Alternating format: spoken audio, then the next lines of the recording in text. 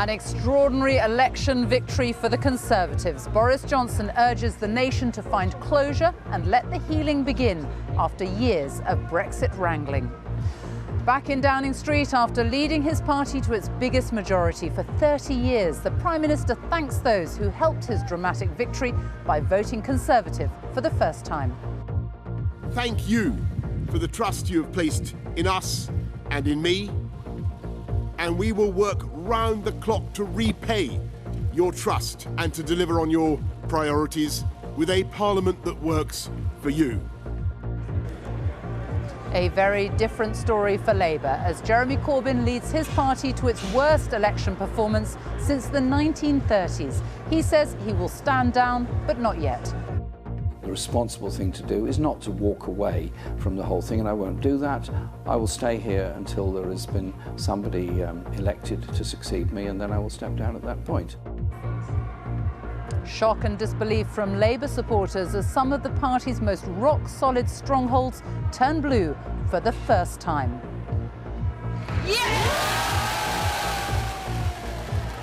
An extraordinary night for the Scottish National Party as they take almost all of the seats in Scotland, raising serious questions about the future of the Union.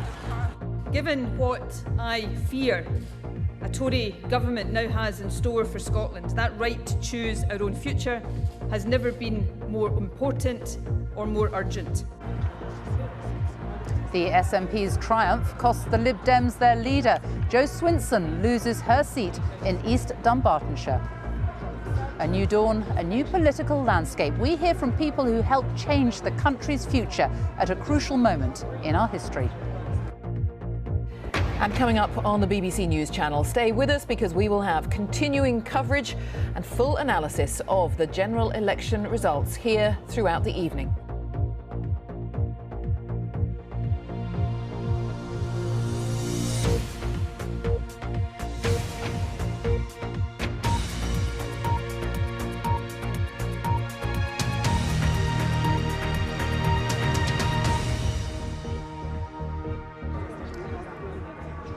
Good evening and welcome to the BBC News at 6 from Downing Street, where Boris Johnson has promised to repay the trust of voters after leading the Conservatives to an extraordinary election victory.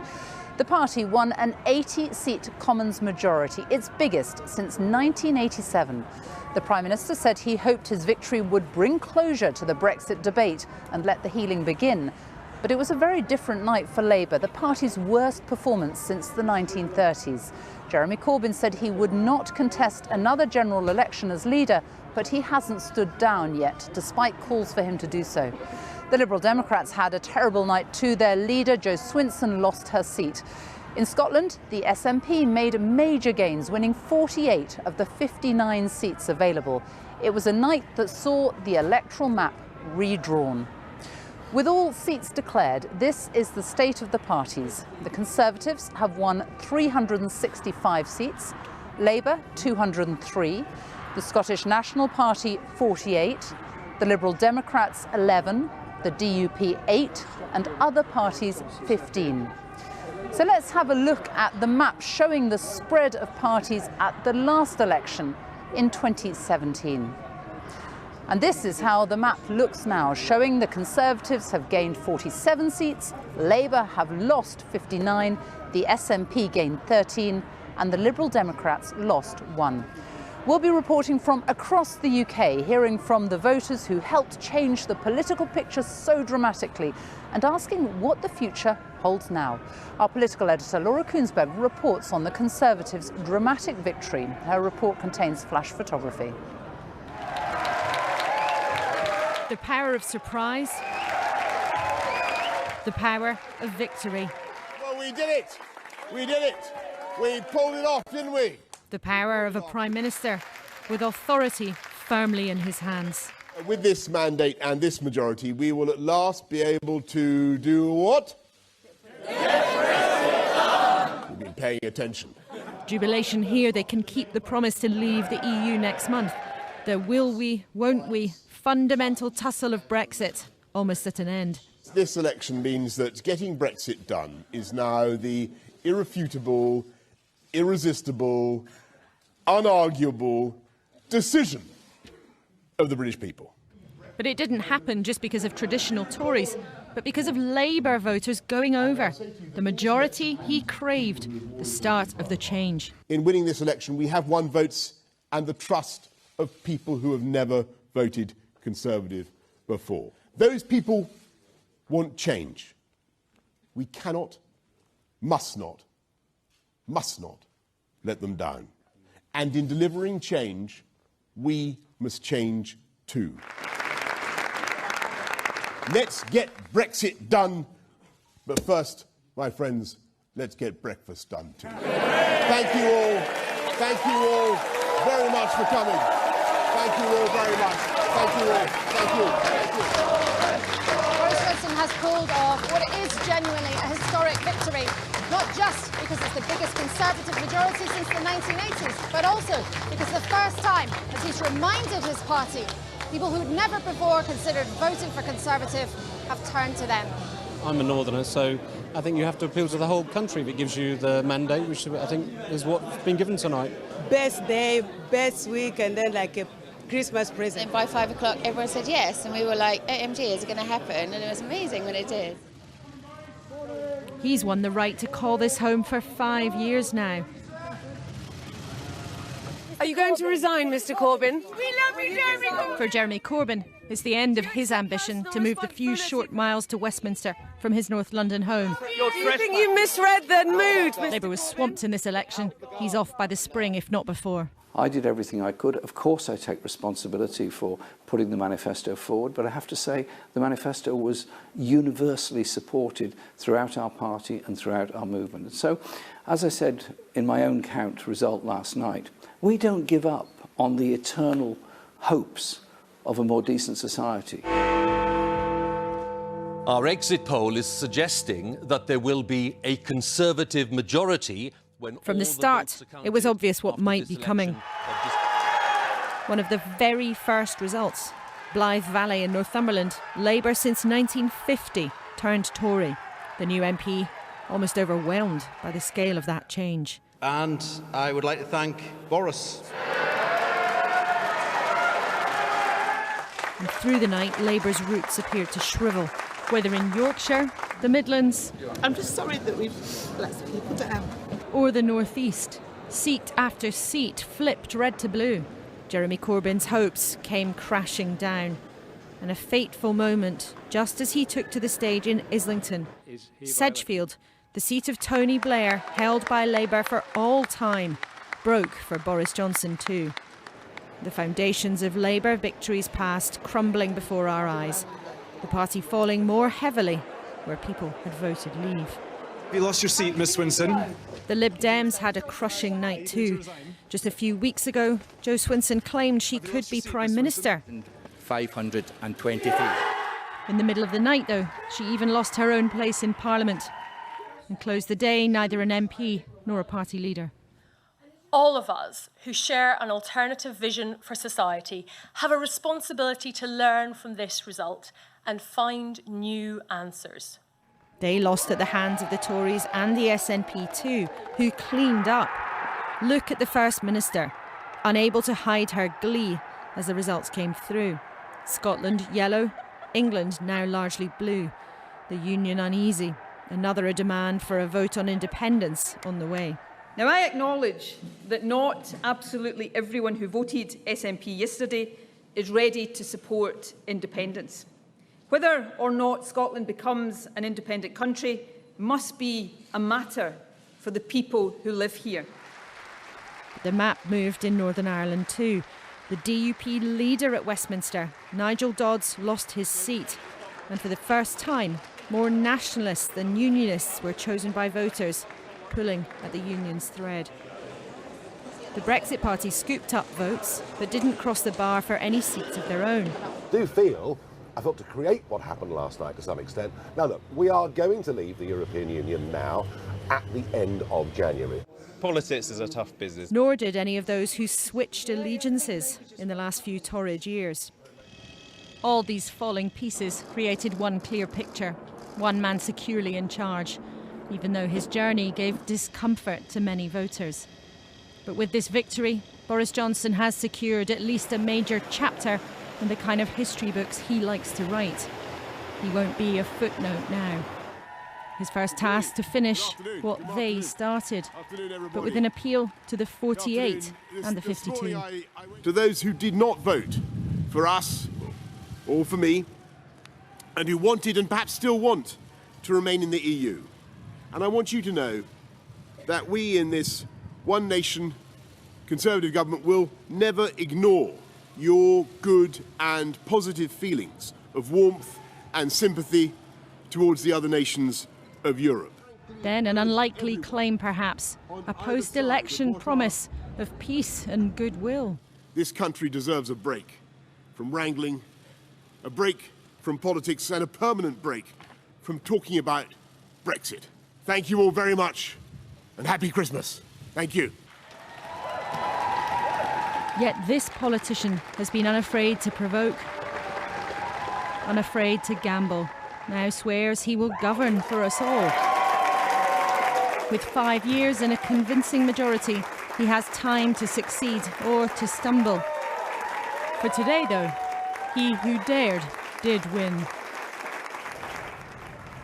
Well, Laura is with me now, and seeing some of those Labour strongholds go blue for the first time, many of them in decades, was staggering. What does it all mean for Boris Johnson and his government now? Well, first off, and most straightforwardly, it means he's got a thumping majority. So when MPs get back to the House of Commons, he can enter the chamber as Prime Minister at the dispatch box, absolutely confident that behind him are not people looking for a way to shove him out. Behind him are people who are fully signed up to his programme, fully committed, and that means by the end of next month, in a matter of weeks, he will have been able to get the laws required to take us out of the European Union through Parliament, and that means that we are heading out of the European Union at the end of next month. That's the biggest thing of all to say about this.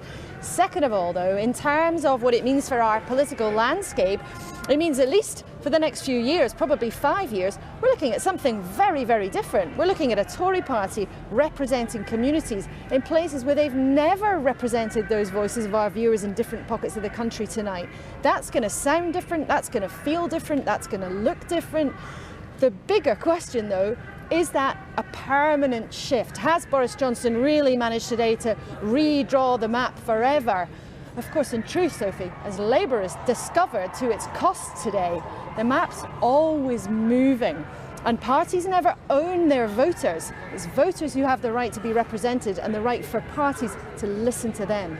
Laura, for now, thank you. Well, Labour has suffered its worst election defeat since 1935. Not only that, it lost seats in its traditional heartlands, Labour strongholds in the Midlands, Wales and the north of England that had never voted Conservative before.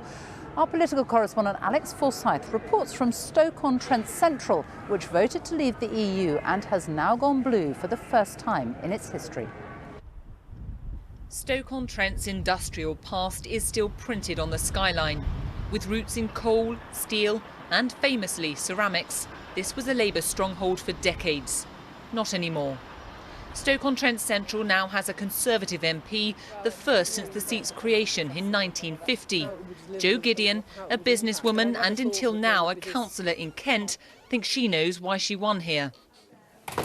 It's a city that feels it's been neglected and ignored for a long time, and so in a sense the fact that they voted 70% for Brexit and it didn't happen was just another example of how nobody was listening to them, and so it was a call to be listened to, really. More people here voted to leave than any other city in the UK. The Tories tapped into Brexit frustration in Labour's heartlands. John is a former miner. I've always voted Labour all my life, I've been till this time. And who did you vote for? Conservative. Why is that? To get something done on this Brexit business. So you switched from Labour to Conservative? Yes. I don't like Jeremy Corbyn, for one. He was trying to put the country back years. Some in Labour claim their policy offer was crowded out by Brexit, which was the Tories' relentless focus.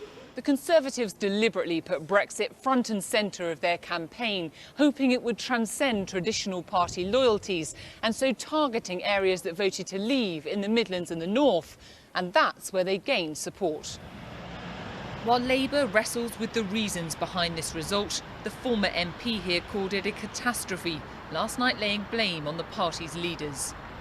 In Stoke-on-Trent, we're going to have another 5 years of Tory government, probably with 3 Conservative MPs, and the damage and the untold horrors they will unleash in Stoke-on-Trent, I believe, lays firmly at the door of those running the National Party's campaign and the decisions that they have made about where to target and the sort of Brexit response they should have made.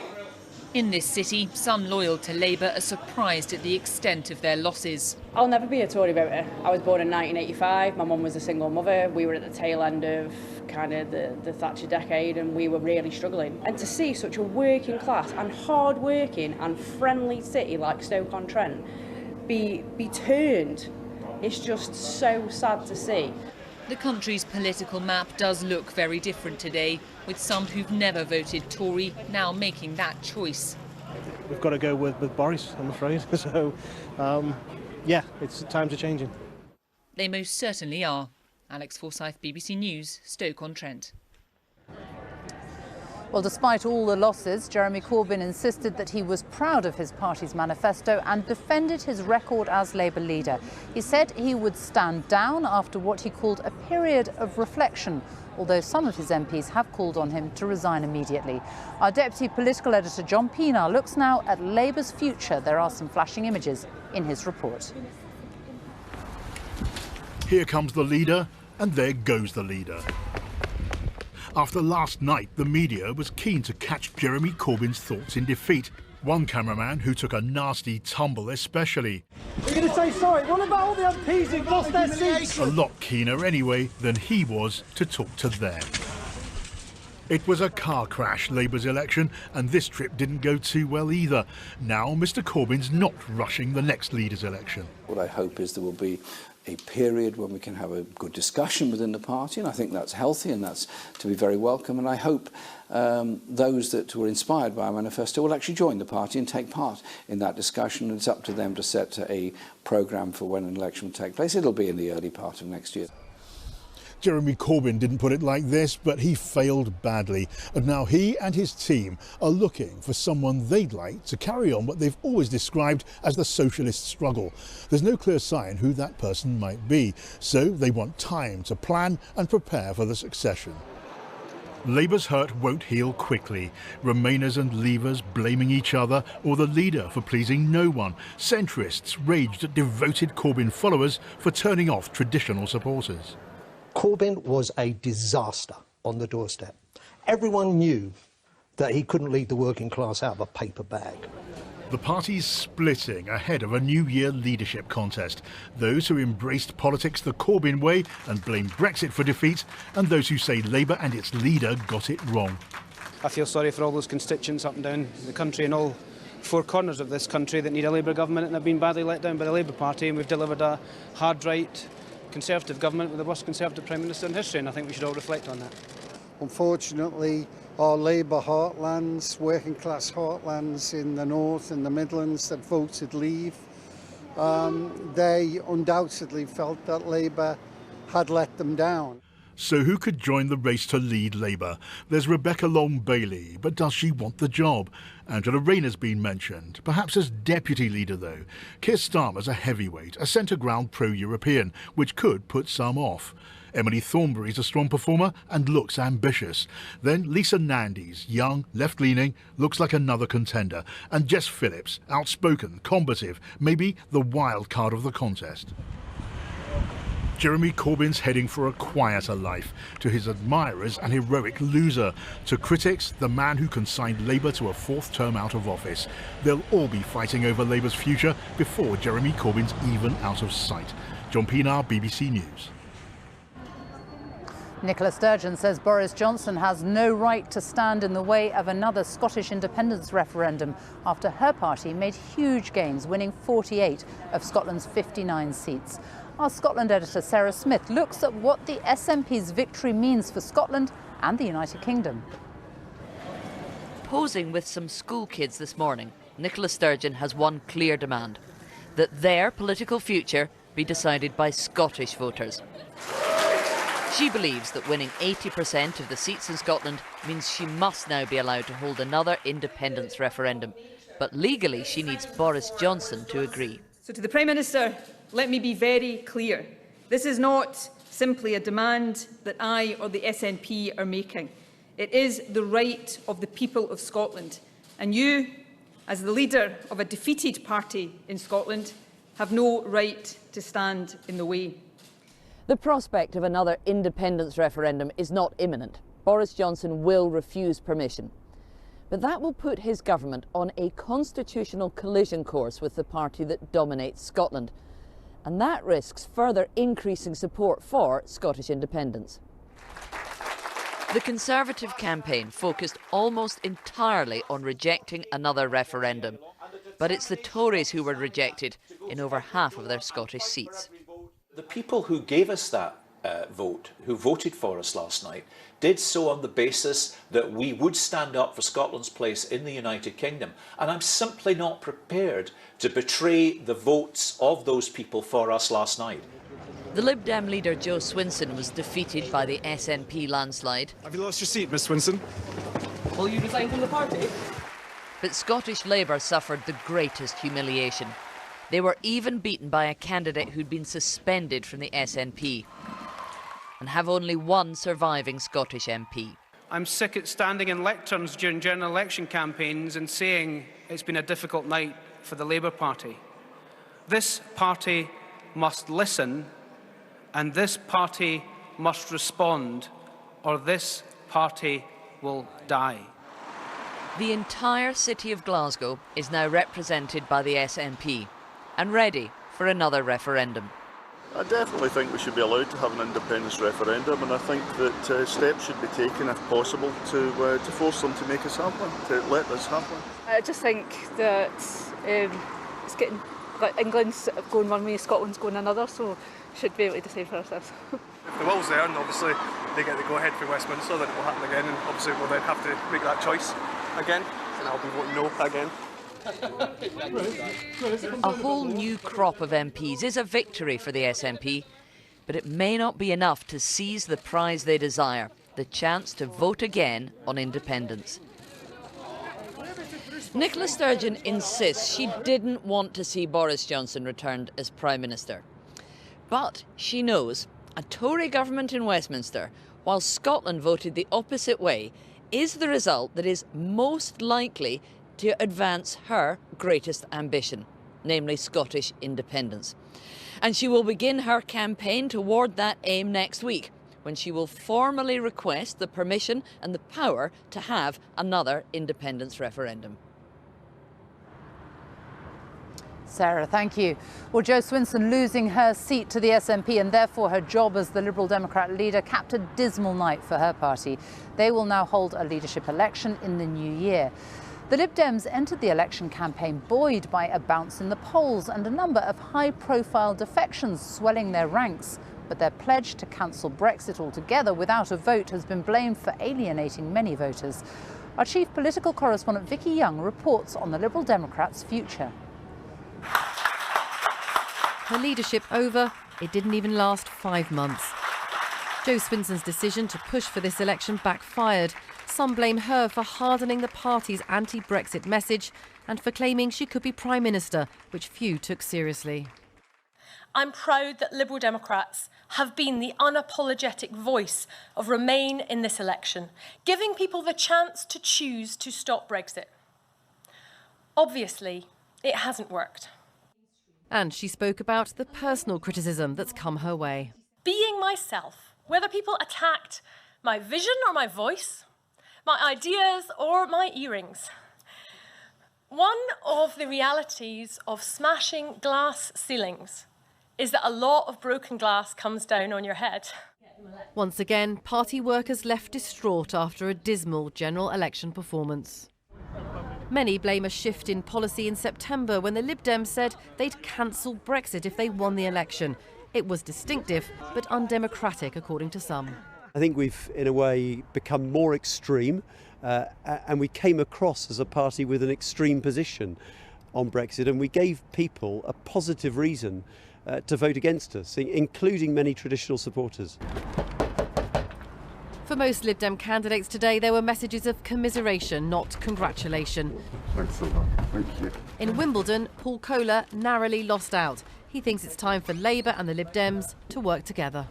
We need to learn some lessons. We have to give credit to our opponents, but learn the lesson. They combined, the Brexit Party and the Conservatives formed an alliance. That's why we lost. Progressive Liberals didn't. We formed an alliance with the Greens, but Progressive Liberals in the Labour Party weren't on board. There were some huge increases in the Lib Dem vote, almost 4 million backed them this time, but in many places it wasn't enough. Wimbledon was a typical Liberal Democrat target seat, held by the Conservatives, an area that voted heavily to remain in the EU. The party ran an energetic local campaign, but so did Labour. The Remain vote was split and the Conservative re-elected with a majority of just over 600. This election was a huge opportunity for the Lib Dems, but their dreams of stopping Brexit have fallen by the wayside. Vicky Young, BBC News, Wimbledon. Well, the Conservatives did lose votes in the south of England and Scotland, but these were balanced by all the gains in the rest of England and Wales. Labour, meanwhile, lost ground in every nation and region across Britain. Reeta Chakrabarti has been looking at some of the key results in detail. I want to show you the final scoreboard, the state of the UK parties. And as you can see, the Conservatives having a very good night, gaining 47 seats. Labour losing 59 seats, a bad night for them. And the SNP also putting in a strong performance, gaining 13 seats. I want to show you though, how the vote share changed compared to the 2017 election. And what's so interesting here is that the Conservatives actually only put on 1 point in terms of vote share. The Labour vote share dropped sharply by 8 points, and it's the difference between the two that's allowed the Conservatives to surge forward and gain all those seats.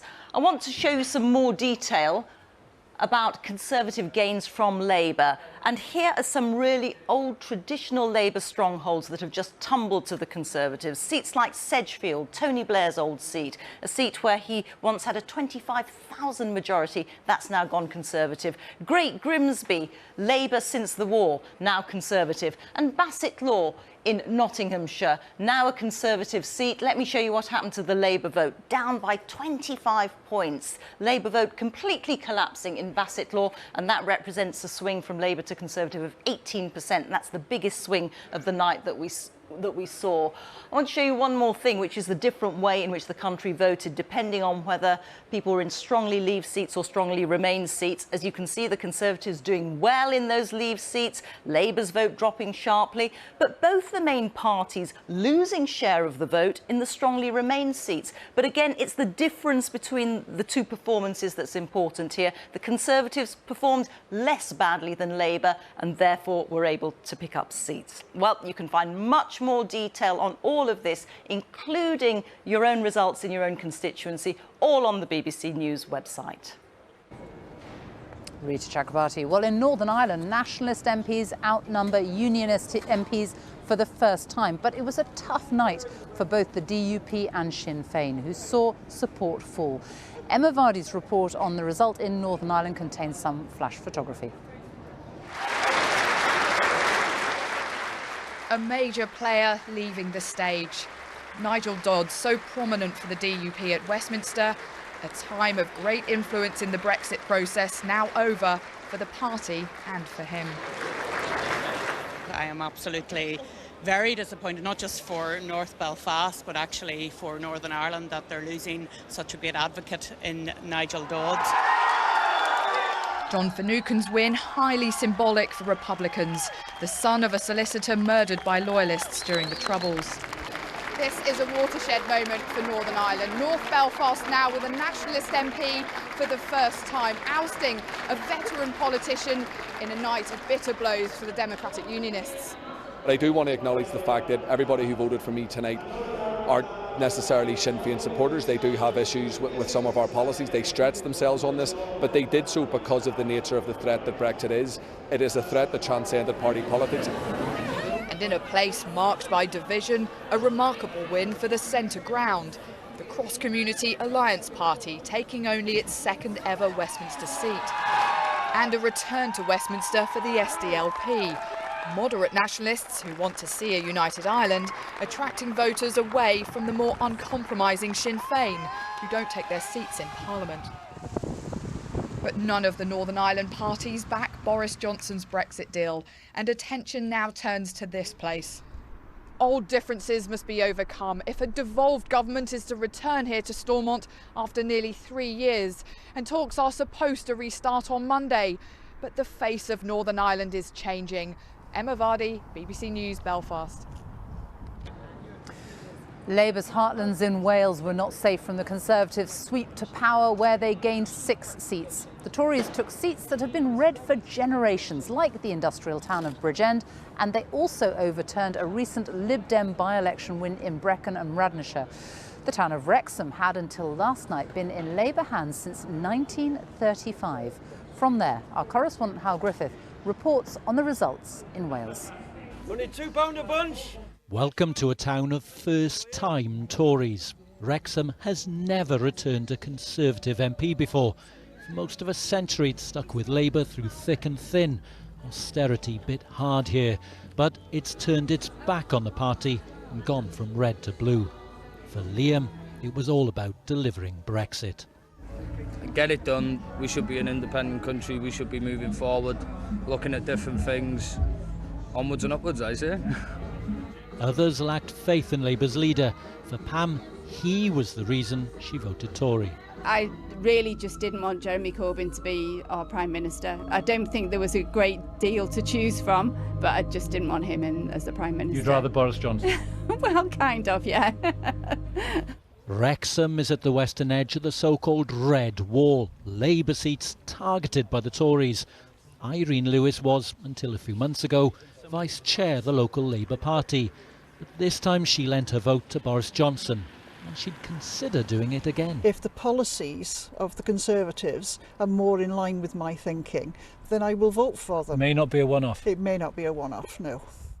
This wasn't a Tory takeover. Labour remains the largest party in Wales, but it's been humbled, losing votes on Brexit, not connecting through its leader, and vitally failing to persuade voters here on its record after 20 years of running public services in Wales. There was little festive cheer for the other parties either. The Lib Dems lost their only Welsh seat. Plaid Cymru held their 4. But it will be the Conservatives who feel that Christmas has come early. Howell Griffith, BBC News, Wrexham. Well, this afternoon, the Prime Minister said the NHS would be a priority of his government. It comes as new figures show that the performance of A&E departments in England fell to another record low last month. Our health editor, Hugh is here with me now, and given those figures, the Prime Minister really has his work cut out. Yes, Sophie, in the middle of last month in the campaign, NHS performance figures for England were the worst ever, and that really ignited the campaign debate about the state of the NHS, whether there was enough money. Now we've got the latest figures, postponed from yesterday, because the UK stats watchdog said no Whitehall department should put official figures out on polling day due then. We now know that in November it got even worse against key targets. In A&E, nearly 1 in 5 patients had to wait more than 4 hours to be treated or assessed. On top of that, nearly 90,000 had to wait maybe another 4 hours or more to be given a bed if they were going to be admitted. None of this is to criticise staff. They've been working flat out and there are rota gaps, but it's very much, as we approach the depths of winter and the flu season, going to be a priority in the in-tray for the government and for the Prime Minister. Our health editor, Hugh, thank you. Well, throughout the campaign, the Tories worked hard on their target Labour seats, ones that had voted to leave in the EU referendum and which had started to turn blue in the 2017 election. But the extent of the Conservative victory in the Midlands, the north of England and North East Wales was still remarkable. John Kay has been to 3 constituencies which swung heavily from Labour to the Conservatives. He starts his journey in Blythe Valley in North East England, one of the first seats to declare last night, turning blue for the first time. It starkly illustrates the story of this election. Ian Levy, the Conservative Party candidate, 17,000. Would you believe it? Blythe Valley in Northumberland woke up with a Conservative MP for the first time ever. So how are you feeling this morning? Good. Walking her dog by the North Sea, we meet Alison, Labour born and bred, but this time Tory. And I know a lot of people are saying, oh, well, I was brought up Labour, my dad voted Labour, my mum. Those days are long gone. The Labour Party then in its day was great, but things have changed now. But what has changed? What's different this time? I think it's all around Brexit, yeah. People have voted to leave, but Jeremy Corbyn wanted to hold another referendum. Until last night, Blythe was a brick in Labour's red wall, a block of supposedly safe seats stretching for miles across the country, but not anymore. We head under the Tyne to Sedgefield. This was Tony Blair's house when he was the local MP. In the days of New Labour, he had a majority of 20,000 here. Now, all change. This constituency went Conservative. Never. Yeah. I don't believe it. We meet care worker Andrea at the end of her night shift. She stuck with Labour and thought others would in this old mining community. How big a shift is this, that Sedgefield is now Conservative? It's unbelievable. It isn't. It's just totally 100% mad. It's the biggest change I've ever seen in my life. Are you going to change the colour of your car? No. But Derek has changed the way he votes. A retired pit worker, he's been Labour for 70 years. How did you feel voting Conservative for the first time? I didn't feel anything. I thought it was the right thing to do, and that's why I did it. And do you now consider yourself to be a Conservative? No, no, I don't. I voted against Jeremy Corbyn. That's what I voted against. It was a vote against Labour, not necessarily for Conservatives. No. We heard that a lot today as we headed west through newly blue Bishop Auckland. Former Labour voters saying they just hadn't trusted Jeremy Corbyn on Brexit, security or the economy. Our final stop, Cumbria, bringing together the whole of this incredible United Kingdom, where Workington Man was supposed to be the typical voter the parties needed to woo. The Conservatives won here as well. So what now? How much do you trust Boris Johnson to deliver what you voted for? Boris himself, I don't know. But the party in general, I'd like to think there's some trust. Trust's a big thing in politics, isn't it? Because there's many amount of them that tell a lot of lies, but fingers crossed. From the North Sea to the Irish Sea, Labour's red wall reduced to rubble. John Kay, BBC News. Well, I spent the night outside BBC Broadcasting House tracking the shift of political power on our giant hexagon map as the results came in, and it gave us a really clear idea of the extent of the seismic changes overnight. On this map, each constituency has been reduced to exactly the same size. So one hexagon is one MP, and it gives you a really clear idea of where the balance of power now lies. In the south of England, things haven't changed that dramatically. I'm walking around the edge of London now with its 73 MPs, still very much dominated by Labour, the red tiles. But the dramatic changes have taken place elsewhere, and they really have been very stark. So seats up here along the Labour red wall, which was so dominant until last night, you can see how much it has shrunk. And that is because of seats like Lee in Greater Manchester. There was a 9,500 Labour majority that was overturned to turn it blue for the first time. What I couldn't do last night is walk coast to coast along Conservative seats, but that is what I can do now because so many of these seats voted overwhelmingly to leave the EU, and they have chosen Conservative, like Wakefield, which had been in Labour hands since 1932. Now it is Conservative, and look what's happened in Scotland. It is almost all SNP yellow, taking with it casualties like the Liberal Democrat leader Joe Swinson. But our map gives you such a good idea now of what has happened overnight, and Labour's red wall completely surrounded now by that sea of blue. Well, I'm joined here by our political editor Laura Kuenssberg, and when you see that swathe of yellow up against the swathe of blue, you do wonder what it means for the future of our union. That's right. I mean, that map there isn't a kind of even scatter of jigsaw pieces with little dots of red and blue and yellow all over the place. It's more like a very dramatic patchwork, isn't it, with the country very clearly in different chunks. We've seen it already today. The First Minister, Nicola Sturgeon, straight out of the blocks, pushing Number 10 to give her another vote vote on independence, which she so desires. And I think that the Union is going to be under a lot of pressure in this parliamentary term. Also, the picture in Northern Ireland is so different, really significant. For the first time, there are more nationalists there representing people rather than unionists.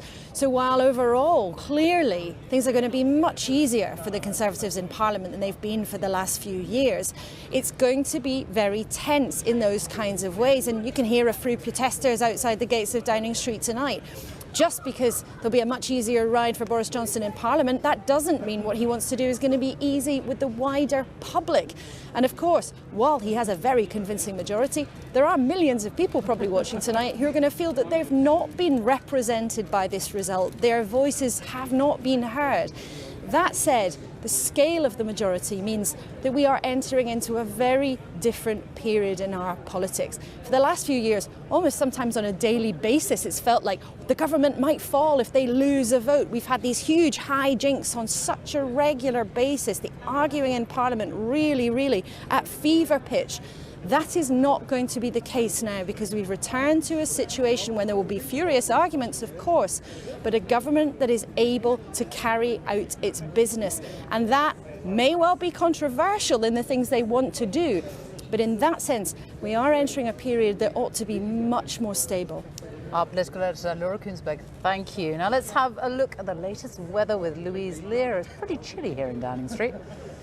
Certainly is, Sophie, but for many of us, it's been a better day today. Breezy, but some sunny spells. Take a look at Cumbria, though. Soggy ground, snow on the hills. And in fact, we've seen some frequent showers across Northern Ireland, northwest England and Wales today. The rain is easing in eastern Scotland, but those showers are pushing their way north and east overnight. We've also got some persistent showers into southwest England and some gale-force gusts of winds here through the night as well. So those westerly winds continue to feed in those showers along west-facing coast. Sheltered eastern areas, seeing some clearer skies and a chillier feel to Saturday morning. But we start off the weekend bright and breezy. Chilly, yes, with low pressure never too far away, and these mini weather fronts circulating around that low with plenty of isobars on the charts means it's going to be breezy and showery right throughout the weekend. So we may well start off with some sunshine, but it won't be long before those westerly winds drive those showers further inland. Some of them heavy, some of them with some hail, maybe some thunder, a little bit of winteriness with any elevation. It's going to be a chilly day, particularly further north, 4 or 5 degrees, highest values of 8 to 10 into the southwest. But by the end of the evening on Saturday, we will see a spell of more sharper showers developing, perhaps even some snow to higher ground of Wales, northern England and to Scotland for a time. They push through quite quickly, but again, it's going to be a pretty cold start to our Sunday morning, particularly in rural spots, and dry with some sunshine around. Don't be fooled, further showers are expected, and with lighter winds potentially on Sunday, some of these could be slow moving as they move in from the southwest. And again, not particularly warm out there. Top temperatures of 3 to 9 degrees. That's how it's looking. Enjoy your weekend. Back to Sophie in number 10. Louise, thank you. And that is it from us in Downing Street. In a moment, the news where you are. But first, let's leave you with some of the most memorable moments from an historic general election.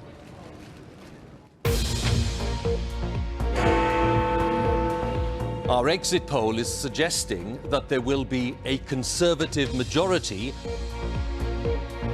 At this stage, it does look as though this One Nation Conservative government has been given a powerful new mandate.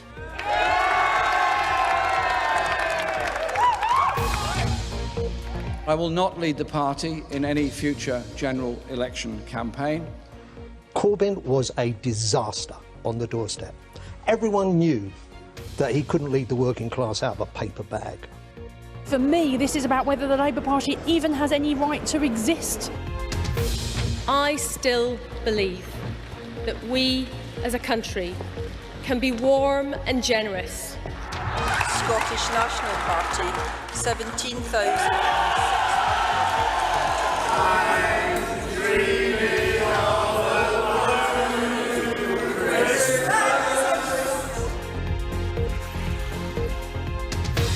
Afternoon, everybody. I say thank you for the trust you have placed in us and in me.